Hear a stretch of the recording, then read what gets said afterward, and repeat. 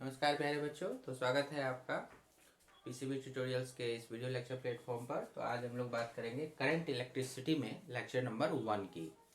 तो यहाँ पर हम लोग करंट इलेक्ट्रिसिटी में देखिए बहुत ही इंपॉर्टेंट टॉपिक है 12th क्लास का, और इसमें क्या मेनली पढ़ना रहता है आपको। तो आप कह सकते हैं कि in this chapter we deal with the properties associated with the charge in motion.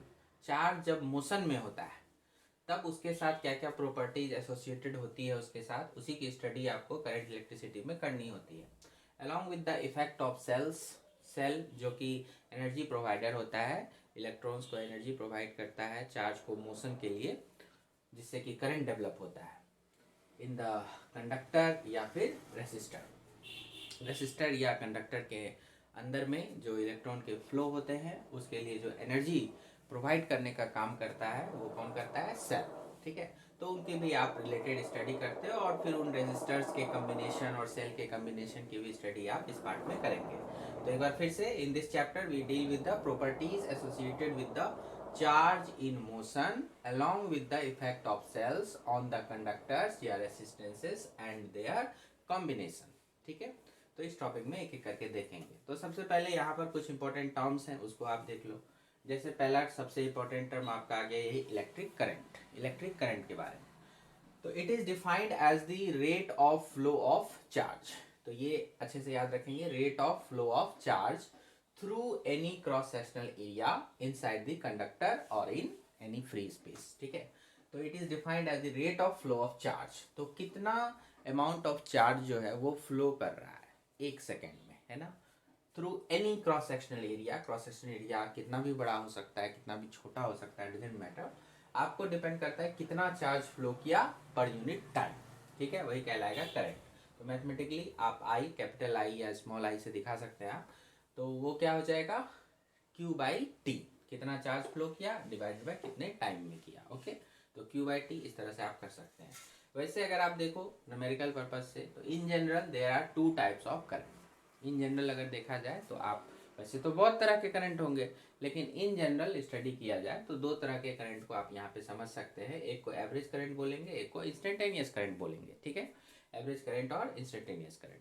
बाकी जो और भी टाइप्स ऑफ करंट है, अल्टरनेटिंग करंट हो गया, मोलिकुलर करंट हो गया, तो उन सब की अलग से आप स्टडी करेंगे। लेकिन इन जनरल वे में देखा जाए तो एवरेज और इंस्टेंटेनियस। एवरेज के लिए क्या होगा कि ये किसी इंटरवल में आप करंट की वैल्यू बताएंगे। Current in any interval of time. Current in any interval of time मतलब कि जैसे अगर कोई डेल्टा टी टाइम लिए हम, तो उसमें डेल्टा क्यू चार्ज इतना अगर फ्लो कर गया, तो एवरेज करंट क्या बनेगा? Delta Q by delta T. तो जहाँ डेल्टा क्यू क्या हो गया? Amount of charge passing in time delta T through any cross sectional area या at any place. Instantaneous current की बात करेंगे। इंस्टेंटेनियस करंट का मतलब हो गया आई इंस्टेंटेनियस, इस तरह से इसको डिनोट करेंगे आप। तो ये हो जाएगा current at any instant of time. Current at any instant of time, किसी क्षण में, किसी पर्टिकुलर टाइम पर करंट की क्या वैल्यू हो गई, उसी को आप कहेंगे आई इंस्टेंटेनियस। तो इसको, यही जो इंटरवल होता है ना, वो इंटरवल जब टेंस टू जीरो तो ये इंस्टेंटेनियस बन जाता है। तो लिखने के लिए इस तरह से लिखते हैं हम लोग, limit delta T tends to zero delta Q by delta T, this is known as dq by dt, dq by dt, okay, that is current at any instant of time। dq by dt से इसको दिखाएंगे। Also जब ये dq by dt हो गया, तो आप अगर dt को इधर लाएंगे तो i इंस्टेंटेनियस इंटू dt, और इंटीग्रेशन कर देंगे तो क्या बन जाएगा? Delta Q. तो डेल्टा क्यू बराबर integration of i instantaneous into dt। तो अगर आप इस तरह से करते हैं तो इसका आप जानते हैं ज्योमेट्रिकल मीनिंग। ज्योमेट्रिकल मीनिंग क्या होता है कि एरिया अंडर आई टी, तो area under I T graph. तो आई कौन सा याद रखिएगा? इंस्टेंटेनियस वाला। तो area under I instantaneous and time graph, जिसको normally area under I and T भी बोलते हैं, gives the value of net amount of charge flow. कितना अमाउंट ऑफ चार्ज फ्लो किया वो आपको area under I T graph बता देगा। जैसे आई टी का एक ग्राफ आपको मान लीजिए ऐसे दिया हुआ, और आपसे पूछता है T1 से T2 तक ये वाला जो एरिया है वो क्या बताता है, तो ये एरिया जो होता है वो बताएगा नेट चार्ज फ्लो। T1 से T2 के बीच में कितना चार्ज फ्लो हुआ उसके बारे में ये बता देगा ये एरिया। ठीक है, कुछ और इंपॉर्टेंट छोटी छोटी बातें ध्यान रखेंगे करंट के बारे में, कि current is a scalar quantity. ठीक है, करंट जो है ये एक स्केलर क्वांटिटी है। क्यों? तो because it does not obey vector rule of addition. सबसे पहली बात तो होगी कि ये वेक्टर रूल ऑफ एडिशन को फॉलो नहीं करता है। और दूसरी बात यहाँ पे मेंशन करना है कि and it is the dot product of current density and area vector. Current density को जे से दिखाते हैं, जे वेक्टर, और एरिया वेक्टर ए, तो जे डॉट ए को बोलते हैं आई। इसके बारे में आगे और डिटेल में पढ़ेंगे। एसआई यूनिट ऑफ करंट की बात करें तो वो एम्पियर हो गया। सीजीएस यूनिट जो हो गया उसका ईएमयू हो गया। ईएमयू का दूसरा नाम बायोट भी बोलते हैं, बीआईओटी, या फिर एबी एम्पियर भी कहते हैं, एबी एम्पियर। जहां आप अगर रिलेशन की बात करेंगे तो 1 एम्पियर बराबर 1/10 बायोट। ओके, 1/10 बायोट, या बायोट को एबी एम्पियर भी बोल रहे हैं। चलिए, the direction of current is taken opposite to the flow of negative charge particles. ध्यान रखिएगा, जो करंट के फ्लो का डायरेक्शन होता है, करंट एक स्केलर क्वांटिटी है लेकिन फिर भी इसके पास एक डायरेक्शन होता है। तो करंट का जो डायरेक्शन हम लोग लेते हैं वो लेते हैं opposite to the flow of negative charge particles. Electron है तो इलेक्ट्रॉन जिधर फ्लो करेगा उसके अपोजिट डायरेक्शन में करंट का डायरेक्शन लिया जाएगा। और अगर कोई पॉजिटिव चार्ज कहीं पर फ्लो कर रहा है तो उसी के डायरेक्शन में आपका करंट का भी डायरेक्शन हो जाएगा। तो इतनी सी बातें यहाँ पे याद रखेंगे, अच्छे से इसको नोट डाउन कर ले, फिर आगे बढ़ते हैं। तो आगे बढ़ते हैं हम लोग। 1 एम्पियर किसको बोलते हैं? तो 1 एम्पियर के बारे में जब आपसे पूछा जाएगा तो ध्यान दीजिएगा कि 1 ampere is the current through a wire if A charge of 1 coulomb flows through any cross section of the wire in 1 second. मतलब 1 कूलम का चार्ज, जैसे यही अगर कोई कंडक्टिंग वायर हुआ तो 1 कूलम का चार्ज आपको इस वायर के थ्रू फ्लो करना चाहिए। कितने समय में? 1 सेकेंड में। ठीक है, कोई भी क्रॉस सेक्शन एरिया इसका होगा तो उसके थ्रू 1 सेकेंड में 1 कूलम चार्ज फ्लो हो जाना चाहिए।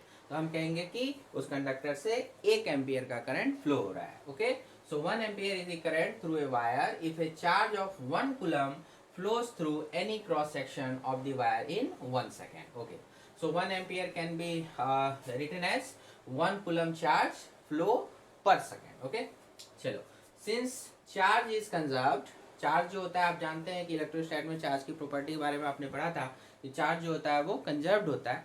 सो if charge is conserved in nature, hence the amount of charge entering through one end of the conductor, conductor के वन एंड से जितना भी चार्ज एंट्री करेगा दूसरे एंड से भी क्या होगा, उतना ही चार्ज बाहर चला आएगा, क्योंकि चार्ज इज कंजर्व्ड। तो through one end of the conductor is equal to amount of charge leaving through other end of the conductor. तो याद रखिएगा कि चार्ज कहीं भी, मतलब जैसे कंडक्टर में कहीं भी चार्ज स्टोर नहीं होगा। जैसे इधर से जितना भी चार्ज इंटर करेगा इसको उतना ही चार्ज इधर से बाहर आना होगा। बिल्कुल वाटर फ्लो की तरह, वाटर फ्लो की तरह। जैसे ये पाइप मान लीजिए, वाटर जितना इधर से एंट्री करेगा उतना ही इधर से आउट भी आएगा, बाहर भी आएगा, क्योंकि पाइप जो होगा इसके अंदर भी वाटर का एक्युमुलेशन नहीं होना चाहिए, एक्स्ट्रा जमा नहीं रहना चाहिए। कुछ इस तरह का कॉन्सेप्ट हम लोग रखेंगे चार्ज के साथ भी। सो कंजर्व है, सो जितना आएगा उतना चला जाएगा, तो जितना इसमें पहले से था उतना इसमें मौजूद रहेगा। कैसे समझ सकते हो? चलो, तो केस ऑफ चार्ज पार्टिकल यहाँ पे बड़ा अच्छा इंपॉर्टेंट है, ये वाला ध्यान दीजिएगा। Case of charge particle revolving on the circular path. आपको कई सारे ऐसे एग्जांपल्स मिलेंगे जहाँ पर कि चार्ज पार्टिकल जो होगा वो सर्कुलर पाथ पर घूम रहा होगा। जैसे कि इलेक्ट्रॉन घूमता रहता है न्यूक्लियस के चारों ओर सर्कुलर पाथ पर, तो वहाँ पर भी करंट कंस्टिट्यूट होता है। तो उस करंट के कैलकुलेशंस के लिए हम लोग को क्या ध्यान में रखना है? सो देखिए, मान लो कि Q अमाउंट का चार्ज है, वो रिवॉल्व कर रहा है किसी सर्कुलर पाथ पर। जैसे Q अमाउंट का हमने यहाँ चार्ज बनाया और वो इस सर्कुलर ट्रैक पर इस तरह से घूम रहा है, R रेडियस है इसका। अब इसमें सर्कुलर, यूनिफॉर्म सर्कुलर मोशन की हम लोग बात करेंगे। तो यूनिफॉर्म सर्कुलर मोशन के कॉन्सेप्ट से आपको पता होना चाहिए कि जो टाइम पीरियड होता है T, that is equal to 2π/ओमेगा। ओमेगा क्या होगा? Angular velocity. ओमेगा इज, याद रखेंगे, एंगुलर वेलोसिटी। ठीक है, तो टाइम पीरियड के साथ उसका कैसे रिलेशन होता है? तो 2π/ओमेगा, T is the time period, T is the time period of revolution. तो यहाँ पर ये घूम रहा है, तो आपको कुछ रिलेशन याद रखने हैं। टी बराबर 2π/ओमेगा, एन बराबर ओमेगा/2π, या फिर ओमेगा बराबर 2πn, ये सब फार्मूला। वी बराबर ओमेगा आर या ओमेगा बराबर v/r, ये सब फार्मूला जरूरत पड़ने पर यूज करते हैं। वी हो गया लीनियर स्पीड, जो चार्ज पार्टिकल इस पर जो चल रहा है उसकी जो यूनिफॉर्म स्पीड है वो v है, और यूनिफॉर्म एंगुलर स्पीड जो है वो क्या है? ओमेगा है। इस तरह से टाइम पीरियड क्या है इसका? तो t है, रेडियस क्या है? तो वो r है। और फ्रीक्वेंसी यहाँ पर क्या हो गई, एन हो गई, फ्रीक्वेंसी ऑफ रिवॉल्यूशन। तो ये हमने यहाँ पे लिखा है लेट एन बराबर frequency of revolution. Frequency of revolution कहने का मतलब number of revolutions in 1 second, एक सेकेंड में कितनी बार कंप्लीट रिवॉल्यूशन कर रहा है वो। तो number of revolution in 1 second, that is known as frequency. तो फ्रीक्वेंसी ऑफ रिवॉल्यूशन, टी बराबर टाइम पीरियड ऑफ रिवॉल्यूशन। तो टाइम पीरियड क्या हुआ कि time required to complete 1 revolution, एक रिवॉल्यूशन को कंप्लीट करने में जो समय लगता है वही हो गया आपका time period, time required to complete 1 revolution. तो ऐसे केस में जो करंट कंस्टिट्यूट होगा, करंट कंस्टिट्यूटेड आप लिखेंगे आई बराबर एन टाइम्स क्यू, क्योंकि एक सेकेंड में आपने एन बार एंट्री मारी, तो किसी भी जगह को आपने एक सेकेंड में एन बार क्रॉस किया। एन बार जब आप क्रॉस किया तो इसका मतलब हुआ कि अगर एक बार में चार्ज क्यू क्रॉस किया तो एन बार में एन टाइम्स क्यू क्रॉस करेगा। तो एन क्यू आपका चार्ज हो गया एक बार में, वो एक सेकेंड में, ठीक है। तो एन क्यू हो जाएगा, ओके। तो एन क्यू एक सेकेंड में किसी भी पोजीशन को जो क्रॉस किया चार्ज, वो कितना क्रॉस किया, तो चूंकि पार्टिकल एन टाइम्स अगर मान लो 5 बार आया है तो 5 बार क्यू लेके आएगा, तो 5Q, तो 5Q इन 1 सेकेंड। तो इसका मतलब करंट बन गया 5Q। तो वही हमने लिखा है कि अगर एन टाइम रिवॉल्यूशन में है तो NQ, ओके। आप इस n को लिख सकते हैं आप 1/t, चूंकि n फ्रीक्वेंसी और टाइम पीरियड में रिलेशन होता है, n = 1/t। तो ये Q/T भी लिखा जा सकता है। t को आप 2π/ω भी लिख सकते हैं यहाँ से, ठीक है। तो Q/2π, और उसके बाद आप ओमेगा को V/R भी लिख सकते हैं, तो ओमेगा को V/R, तो QV/2πR। तो इस तरह से करंट जो इस केस में कंस्टिट्यूट होगा वो ये फार्मूला, ये फार्मूला, ये फार्मूला और ये फार्मूला। तो क्वेश्चन में आपको कोई भी वैल्यूज दे देगा, आपको फार्मूला पता है तो निकाल सकते हैं। अब अक्सर आपको मान लीजिए कि क्वेश्चन में चार्ज की जगह आगे इलेक्ट्रॉन घूम रहा है, तो Q बराबर E रख देना है। फार्मूला क्या बन जाएगा, I बराबर N टाइम्स C, या E/T, या E⍵/2π, या EV/2πR, जहाँ E electronic charge 1.6 × 10⁻⁹ coulomb electronic charge कहलाता है, ठीक है। तो यहाँ तक क्लियर है, अच्छे से नोट कर लीजिए, आगे बढ़ते हैं। आइए यहाँ पर अब कुछ सवालों को सॉल्व किया जाए। पहला सवाल देखिए क्या कह रहा है, how many electrons pass through A bulb in 1 minute. 1 minute में कितना इलेक्ट्रॉन जो है वो पास कर रहा है किसी बल्ब के थ्रू। बल्ब को आप एक कंडक्टर मान लीजिए ना, कंडक्टर रेसिस्टर, उसके थ्रू पास कर रहा है। If the current is 400 milli ampere, ठीक है, करंट इज 400 मिली एम्पियर। तो आपको क्या सब दिया हुआ है, डेटा कलेक्ट करें। आई दिया हुआ है 400 मिली एम्पियर, और क्या दिया हुआ है, टाइम दिया हुआ है, टी इज 1 मिनट। तो आपसे क्या पूछा, हाउ मेनी इलेक्ट्रॉन्स। तो पहले तो आप यहाँ पर क्या निकाल लेंगे, चार्ज निकाल लेंगे, ठीक है। तो Q बराबर IT, फॉर्मूला पढ़ा आपने, I बराबर Q/T, तो Q बराबर IT। तो I हो गया 400 मिली के लिए 10⁻³ आएगा, और T के लिए 1 मिनट मतलब 60 सेकेंड्स, ठीक है। तो इसको सॉल्व करेंगे, 24 × 10⁻, देखिए तो कितना हो जाएगा, ये यहाँ पर हो गया 2 1 3 3 खत्म हो जाएगा, तो कुछ भी नहीं बचेगा, तो 24 कूलम हो गया। और अब आप जानते हैं, आपसे देखिए क्या पूछ रहा है, हाउ मेनी इलेक्ट्रॉन्स। तो Q बराबर N टाइम्स C। मान लीजिए कि N इलेक्ट्रॉन जो है मिल करके इतना चार्ज बना रहा है, तो N times E = Q, okay. तो N टाइम्स E = 24, तो N = 24/E, और E का वैल्यू 1.6 10⁻⁹ कूलम है ना। तो इसको सॉल्व कर लेना है। तो 24 है, 16 कर लीजिए, 10 की पावर, देखिए यहाँ पर अगर मैंने 16 कर लिया तो ये 10 पावर हो जाएगा -20, यहाँ पर 16 करेंगे तो -20, ऊपर जाएगा तो +20, तो 10 की पावर +20। अब 8 से, तो 1.5 × 10 की पावर 20 इलेक्ट्रॉन्स, है ना, ये आंसर हो गया। तो इतने इलेक्ट्रॉन जो हैं वो बल्ब से 1 मिनट में पास कर जा रहे हैं, कितना, 1.5 × 10⁻20 इलेक्ट्रॉन्स। क्लियर है। तो इस तरह के सवाल खूब पूछे जाते हैं, आराम से बना सकते हैं। जरा देखिए इसको, नेक्स्ट क्या कहता है, a wire carries a current of 2 ampere. एक वायर है, बता दिया उसमें करंट की वैल्यू कितनी है, 2 एम्पियर है, चलिए नोट कर लिया। What is the charge that has phloem through it's cross section in 1 second. तो टाइम फिर दे दिया आपको 1 सेकेंड, और डायरेक्ट आपसे पूछा है कि चार्ज बता दीजिए, तो बिल्कुल सेम पैटर्न पर जाना है। तो Q = IT करेंगे तो चार्ज निकल आएगा, है ना। और उसके बाद बोलता है हाउ मेनी इलेक्ट्रॉन्स, तो फिर वही बात, नंबर ऑफ इलेक्ट्रॉन्स, तो बिल्कुल सेम पैटर्न है। तो सेम तरह से आंसर बनाएंगे, Q बराबर IT हो गया, तो I का मान बताइए 2 एम्पियर, टाइम आपको कितना दिया हुआ है 1 सेकेंड, तो मतलब 2 कूलम यहाँ पर एक आंसर आ जाता है। और Q बराबर क्या NE, तो N बराबर Q बाय E, तो Q हो गया 2 and 1.6 माइनस 19। तो यहाँ पर हम लोग क्या करते हैं, इसको डायरेक्ट 20/16 कर देते हैं, इसको 10 की पावर 19 ऊपर लेके चले जाते हैं ना, तो ये 1.25 10 पावर 19 इलेक्ट्रॉन्स। क्लियर है, ऐसे हो जाएगा। ठीक, नेक्स्ट क्वेश्चन को देखिए।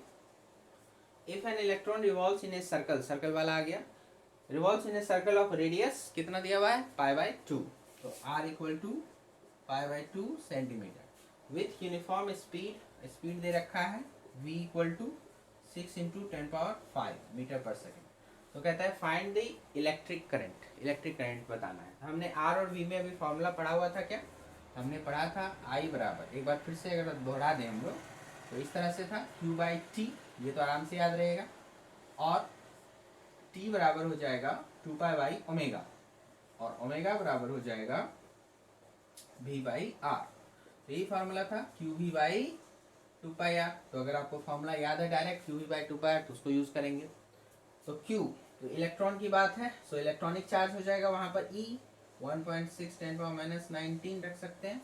V दिया हुआ है 6 × 10 की पावर 15 5 है, ओके 10 की पावर 5 डिवाइडेड बाय 2π और इंटू r की वैल्यू है हमारे पास π/2, सेंटीमीटर है तो -2 लगा दीजिए, मीटर में बन जाएगा। क्लियर है, चलिए इसे सॉल्व करना है। तो देखिए ये 2 इस 2 को कैंसिल कर दीजिए, π² को 10 कर देंगे, ओके। π² का कैलकुलेशन कभी भी आएगा तो उसको 10 के बराबर रखेंगे, ये याद रखिएगा। तो π² नीचे में 10 हो गया, 10 हो गया तो ये 10 की पावर -1 हो गया, ऊपर आएगा तो +1 बन जाएगा, तो 10 पावर 6 हो जाएगा, -19 और यहाँ पर 6 बता दीजिए कितना होगा, तो -13। ठीक है, तो ऐसा कुछ देख लीजिए, 1.6 × 6 हो गया 9.6, और उसके बाद ये यहाँ पर आ जाता -14, और इधर से हमने 10 ले लिया तो यहाँ से आ गया 1 आ गया, तो -13। ठीक है, करेक्ट है, इतना एम्पियर ऐसा सिस्टम में है। तो 9.6 × 13 एम्पियर का करंट आपका बनेगा। क्लियर है तीनों सवाल, बिल्कुल इजी। चलिए आगे बढ़ेंगे। आइए, बहुत ही अच्छा सवाल है, यहाँ पर ध्यान देंगे। If the amount of charge flowed in time t through a cross section of wire is q equal to βt - γt², where beta and gamma are constants. तो आपको यहाँ पर q का एक फंक्शन दिया हुआ है, ओके, टाइम के साथ आपको चार्ज जो है वो वेरी कर रहा है, आर कांस्टेंट। तो कहता है कि करंट जरा बता दीजिए इन टर्म्स ऑफ t, और फिर करंट और टाइम का एक ग्राफ भी ड्रॉ करना है। तो बहुत ही आसान क्वेश्चन है, आपने इंस्टेंटेनियस करंट के बारे में देखा थ्योरी में, तो आपको दिया हुआ है सिंपली Q बराबर βt - γt²। तो I चाहिए तो क्या करना है, dq/dt कर देना है, सीधा सीधा। तो d/dt ऑफ Q बिठा दीजिए, βt - γt², तो क्या हो जाएगा, बीटा हो जाएगा, और यहाँ से 2γt हो जाएगा। क्लियर है, तो दिस इज योर I। तो इस तरह से कर सकते हैं। तो अगर इसको अरेंज कर दें तो -2γt एंड प्लस बीटा, इस तरह से लिख सकते हैं। तो ये देखिए, तो ये जैसे y की जगह ले लेगा, क्योंकि ग्राफ खींचना है ना तो काम पड़ेगा। यहाँ t आपको x की जगह ले लेगा, तो ये -2γ जो है वो स्लोप बन जाएगा, और ये आपका इंटरसेप्ट बन जाएगा, राइट। तो y बराबर mx प्लस c का एक स्ट्रेट लाइन का ग्राफ आ जाएगा। तो जो सेकेंड पार्ट है आपका इसके I वर्सेस t, उसके लिए काम करेंगे हम लोग वहाँ पे ग्राफ में। तो I हो गया यहाँ पर, और I का इक्वेशन क्या बन गया है, आप चाहे तो पहला वाला भी लिख सकते हैं, ये वाला भी लिख सकते हैं, ये वाला भी लिख सकते हैं, नो प्रॉब्लम। सो ये वाला आपका आंसर हो जाएगा पहला का, और दूसरे के लिए आपको ये ग्राफ स्ट्रेट लाइन देखिए, निगेटिव स्लोप जा रहा है -2γ, तो एक निगेटिव स्लोप में स्ट्रेट लाइन लेके जाएंगे, और बीटा इंटरसेप्ट जो पॉजिटिव है, तो बीटा आपका यहाँ पर इंटरसेप्ट आएगा और निगेटिव इस तरह से चला जाएगा। ठीक है, तो -2γ स्लोप बन जाएगा इस तरह से। तो अगर आप मान के चलो कि यहाँ पर ये एंगल थीटा लेते हो, तो tan theta is the slope, this slope is -2 gamma, ऐसे कर सकते हैं, ठीक है। और इधर हो गया टी और इधर हो गया आई, तो ये हो गया IT ग्राफ। तो ये आपका सेकेंड वाला आंसर हो जाएगा, ठीक है, ऐसे ही चलेगा। ओके, अब इसी में फिर देखिए नेक्स्ट क्वेश्चन को। तो आइए इस सवाल में हम लोग यहाँ पर देखेंगे, बहुत ही अच्छा सवाल रिवर्स करके दिया हुआ है। The current in a wire varies with time according to the relation I = 3 + 2t दिया हुआ है। तो how many coulombs of charge, इस बार I देके Q पूछा है, लास्ट सवाल में Q देके I पूछा था, इस बार I देके Q पूछ रहा है। How many coulombs of charge pass through a cross section of the wire in the time interval between t = 0 and t = 4 second. और फिर बोला है कि what constant current would transport the same charge in same time interval, तो उसकी भी बात करेंगे। तो पहले देख लीजिए, वी हैव जो वेरिएबल करंट दिया हुआ है 3 + 2t के रूप में देखिए, और हमको चार्ज चाहिए। तो हमको पता है ना, देखिए साइड में वी नो I बराबर होता है dq/dt। तो अगर dq देखोगे तो I dt, दोनों साइड इंटीग्रेशन कर दो, तो यही हो गया ΔQ integration of I dt। तो ये हमने पढ़ा है एलिमेंट्री फॉर्म थ्योरी में, इसी को यूज करना है। तो दिस इम्प्लाइज जो भी चार्ज हमारा होगा वो I इंटू डी टी के फॉर्म में, I हो गया 3 + 2t dt, ठीक है।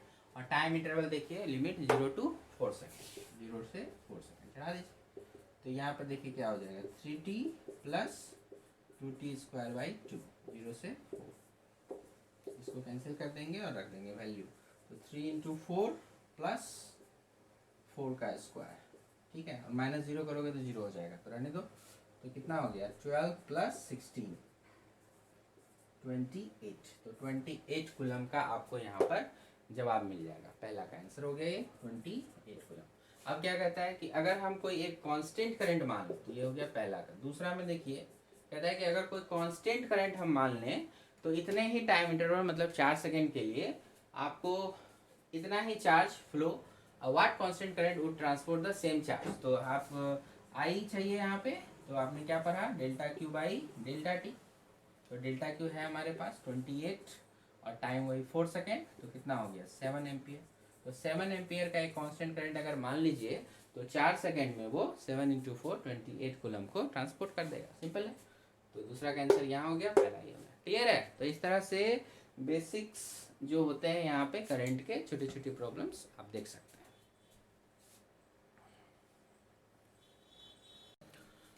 चलिए बच्चों अब आगे पढ़ते हैं। तो पहला हमने पढ़ा इंपॉर्टेंट टर्म्स में करंट के बारे में और उसके डेफिनेशंस और उस पर बेस्ड कुछ बेसिक क्वेश्चंस। अब हम लोग दूसरा टर्म उठाते हैं करंट डेंसिटी, बहुत ही इंपॉर्टेंट टर्म है यहाँ पे। तो करंट डेंसिटी जिसको जे वेक्टर से दिखाते हैं, याद रखिए एक वेक्टर क्वांटिटी इसलिए वेक्टर का साइन दिया हुआ है जे से, वेक्टर क्वांटिटी। देखिए current density at any point inside a conductor is defined as, current density at any point inside a conductor, किसी भी कंडक्टर के अंदर किसी भी पॉइंट पर करंट डेंसिटी जब हम डिफाइन करते हैं तो किस तरह से करते हैं, the amount of charge flowing per second, the amount of charge flowing per second through a unit area, amount of charge flowing per second मतलब करंट हो गया, through a unit area held normal to the direction of the flow of the charge at that point. मतलब charge का flow जिस direction में हो रहा है उस डायरेक्शन से जो यूनिट एरिया होना चाहिए वो नॉर्मल डायरेक्शन में होना चाहिए, ठीक है। मतलब चार्ज फ्लो और एरिया का डायरेक्शन नॉर्मल डायरेक्शन में होना चाहिए। तो इस तरह से आपका जो बनेगा वहां पे करंट पर यूनिट एरिया, और वो एरिया क्या होना चाहिए, नॉर्मल एरिया होना चाहिए। तो फिर उसको आप क्या कहेंगे, करंट डेंसिटी कहेंगे, ठीक है। एक बार फिर से, current density at any point inside a conductor is defined as the amount of charge flowing per second through a unit area, और वो एरिया कैसा होना चाहिए, held normal to the direction of the flow of the charge at that point. Charge जो आपका flow कर रहा है ना उस फ्लो के परपेंडिकुलर एरिया होना चाहिए, ठीक है। तो फिर पर यूनिट एरिया जितना भी आपका करंट या जितना भी चार्ज 1 सेकेंड में पास करेगा उसी को क्या कहना है, करंट डेंसिटी कहना है। तो current density is a vector quantity and its direction is along the motion of the positive charge. जिधर भी पॉजिटिव चार्ज का फ्लो होगा उस तरफ उसका डायरेक्शन बनेगा, या फिर कह सकते हैं जिधर करंट का डायरेक्शन होगा उधर ही करंट डेंसिटी का डायरेक्शन होगा। इन जनरल जे को आप कह सकते हो ये amount of charge per unit time, तो क्यू बाई टी हो गया, और per unit area, perpendicular area, तो वो यहाँ पर रहेगा। तो बाय, तो क्यू बाई टी तो आई हो गया, सो आई बाई ए। ओके, अब यहाँ पे क्या ध्यान रखने वाली बात है, थोड़ा सा ध्यान में रखिएगा। देखिए, if the cross sectional area A is not perpendicular to the current, okay, cross section area perpendicular to the current नहीं है। जैसे कि यहाँ पे देखिए, हमने ये वाला क्रॉस सेक्शन एरिया बनाया, जैसे यहाँ पे बनाया तो ये परपेंडिकुलर टू द करंट है, करंट आपका इधर गया और आपका ये आपने एरिया ऐसे बना दिया। हालांकि एरिया का डायरेक्शन अगर देखोगे तो वो इस आई के साथ पैरेलल चलता है, ठीक है, लेकिन फिर भी अगर आप देखिए यहाँ पे तो एरिया जो हो गया, ये हमने क्रॉस सेक्शन एरिया ये वाला अगर इसको लिया तो वो चार्ज फ्लो के परपेंडिकुलर हुआ इस प्रकार से, तब तो ठीक है, आई बाई ए डायरेक्ट हो जाएगा। लेकिन अगर यहाँ पर अगर आप देखिएगा कि एरिया अगर आपका इस तरह से इंक्लाइंड एरिया है, ये पूरी तरह से नॉर्मल चार्ज के फ्लो के डायरेक्शन के नॉर्मल नहीं है, तो इंक्लाइंड है, तो इसका क्या करेंगे, ये नॉर्मल वाला कंपोनेंट बनाएंगे एरिया का, एरिया वेक्टर का नॉर्मल कंपोनेंट बनाएंगे। याद रखिएगा एरिया का बनेगा, करंट का नहीं बनेगा, क्योंकि करंट तो वेक्टर है नहीं, तो इसका सीधा में ऐसे लेकर के आएंगे, ठीक है, तो ये ऐसे बनेगा। तो ये अगर ए था तो ये कितना हो जाएगा, थीटा से अगर आप टर्न करोगे तो ए कॉस थीटा बन जाएगा। So normal area A n बन जाएगा, और ये कितना बन जाएगा, ए कॉस थीटा, ठीक है, वो ए एन बराबर ए कॉस थीटा हमने लिख भी दिया है, और यहाँ भी चाहो तो लिख सकते हो ए कॉस थीटा, तो वही लिखा गया। If the cross sectional area A is not perpendicular to the current and normal to the area makes an angle theta with the direction of the current as shown in figure. ये area का direction हो गया इस तरफ, और ये current का direction या चार्ज फ्लो का डायरेक्शन इस तरफ, तो ये दोनों एंगल अगर थीटा बना रहे हैं तो जो नॉर्मल एरिया काउंट होगा वो कितना हो जाएगा, ए कॉस थीटा, ठीक है, तो a normal A cos theta, तो जे क्या बनेगा, आई अपॉन ए नॉर्मल, तो आई अपॉन ए कॉस थीटा। इस केस में क्या था जे, इस केस में सीधा सीधा था आई अपॉन ए, क्योंकि ए जो है वो ए नॉर्मल के बराबर है, यहाँ पर आपको बराबर लाना पड़ेगा, ए कॉस थीटा करना पड़ेगा, तब आपका आई क्या बन गया, जे ए कॉस थीटा। ओके, अब आप इसको ध्यान से देखिए, तो डॉट प्रोडक्ट के हिसाब से जे डॉट ए, तो जे वेक्टर क्वांटिटी ए वेक्टर क्वांटिटी, तो J dot A vector quantity दोनों का डॉट प्रोडक्ट हो गया, स्केलर प्रोडक्ट हो गया, जो स्केलर रिजल्ट करता है, इसलिए करंट क्या है, स्केलर है। और ये किन दो वेक्टर क्वांटिटी का डॉट प्रोडक्ट है, तो करंट डेंसिटी और एरिया वेक्टर का डॉट प्रोडक्ट है। एलिमेंट्री फॉर्म में अगर लिखना होगा तो इसी आई को, तो अगर आप एरिया आपका फाइनाइट है कैलकुलेट कर सकते हैं, इफ एरिया इज फाइनाइट तो जे इंटू डी ए, इस तरह से आप लिख सकते हैं, integration of J D A. ऐसा यूनिट ऑफ करंट डेंसिटी बहुत सिंपल है। करंट डेंसिटी जैसे कि ऊपर में करंट हो गया, नीचे एरिया हो गया, करंट का हो गया एम्पियर, एरिया का हो गया मीटर स्क्वायर। डायमेंशन की बात करो तो एम्पियर के लिए ए और नीचे का L-2, बहुत ही सिंपल है। तो यहाँ पर इस तरह से करंट डेंसिटी के बारे में है। तो देखिए इस सवाल में क्या हम लोग देख रहे हैं, an electron beam has an aperture of 2 mm²। एक इलेक्ट्रॉन बीम है, बहुत सारे इलेक्ट्रॉन उससे पास कर रहे हैं, और 2 मिलीमीटर स्क्वायर का अपर्चर है। एक टोटल ऑफ 7 × 10⁻16 इलेक्ट्रॉन्स दिया हुआ है, वो फ्लो कर रहा है through any perpendicular cross section पर सेकेंड पास कर रहा है, और परपेंडिकुलर भी है क्रॉस सेक्शन, तो आपका सीधा सीधा फॉर्मूला बनेगा आई बाई ए का। आप calculate the current density in the electron beam की करंट डेंसिटी बता देनी है। तो सीधा सीधा फॉर्मूला आई बाई ए का जे बन गया, आई हो गया n इंटू ई, क्योंकि एक सेकेंड में इतने इलेक्ट्रॉन पास कर रहे हैं वहां से, तो n इंटू ई आप लगा सकते हैं। तो n हो गया आपका 7 × 10⁻16, और इलेक्ट्रॉनिक चार्ज रख दिया, ए एरिया 2 मिलीमीटर स्क्वायर, तो 2 हो गया यहाँ पे, मिलीमीटर स्क्वायर मतलब 10⁻6 metre square. 1 millimetre square is, देखिए मिलीमीटर को मीटर में बदलेंगे 10⁻3 हो जाएगा, और स्क्वायर रखना है तो 10⁻6 मीटर स्क्वायर हो जाएगा। तो 10⁻6 यहाँ पे लगा दीजिए और फिर सॉल्व कर दीजिए, 2 से यहाँ पे कैंसिल कर दिया, 0.8 हो गया, ये वाला ऊपर गया तो यहाँ पे 10, और यहाँ पे इसके साथ जाएगा तो सॉरी प्लस हो जाएगा ना, 16 + 6 तो 22 - 19 3, तो 10 की पावर 3 बचेगा, बाकी ये 8 × 7 यहाँ पे 5.6 हो गया, × 10⁻3 ampere per metre square. Very simple, ठीक है। तो ये तो हो गया आपका फर्स्ट पार्ट, यहाँ पर हो गया जिसमें कुछ बेसिक टर्म्स की आपको जानकारी मिले। ऐसे ही और भी बेसिक टर्म्स हैं आपके पास, उसको हम लोग माइक्रोस्कोपिक एनालिसिस ऑफ करंट कह सकते हैं, कि जैसे कि कोई कंडक्टर हुआ तो कंडक्टर के अंदर में करंट कैसे फ्लो होता है। तो इसके अंदर आप जानते हैं कि बहुत सारे क्या होते हैं, फ्री इलेक्ट्रॉन्स, तो फ्री इलेक्ट्रॉन्स मौजूद होते हैं, और वो फ्री इलेक्ट्रॉन्स जो होते हैं वो बहुत रैंडम मोशन इधर उधर करते रहते हैं थर्मल एनर्जी की वजह से, तो जिसकी वैल्यू काफ़ी अधिक होती है। तो इसके बारे में हम लोग डिटेल में नेक्स्ट वीडियो लेक्चर में बात करेंगे कि किसी कंडक्टर के अंदर में जो इलेक्ट्रॉन्स फ्लो करते हैं और करंट को कंस्टिट्यूट करते हैं तो उन सब का क्या फिनोमिनन है, और जब आप एक सेल अप्लाई कर देते हैं तो किस प्रकार से electric field through out the conductor फैल जाता है, और इलेक्ट्रॉन का जो मोशन होता है उसमें एक एडिशनल मोशन जिसको आप ड्रिफ्ट वेलोसिटी के नाम से जानते हैं वो ऐड हो जाता है, और उसी ड्रिफ्ट वेलोसिटी की वजह से उसमें करंट कंस्टिट्यूट करता है ना। तो रिलेटेड टर्म्स आएंगे जिसमें फिर आपको रेसिस्टिविटी और रेसिस्टेंस, फिर कंडक्टेंस, इन सब टर्म्स को आपको बताया जाएगा। ड्रिफ्ट स्पीड के फार्मूले और current, area cross section, number of free electrons per unit volumes, बहुत सारे टर्म्स हैं, टाइम ऑफ रिलैक्सेशन। तो इन सब को रिलेट करके हम लोग नेक्स्ट वीडियो लेक्चर में काम करेंगे। यहाँ तक आप कंप्लीट कर लें। तो अभी तक के लिए इतना ही। Thank you.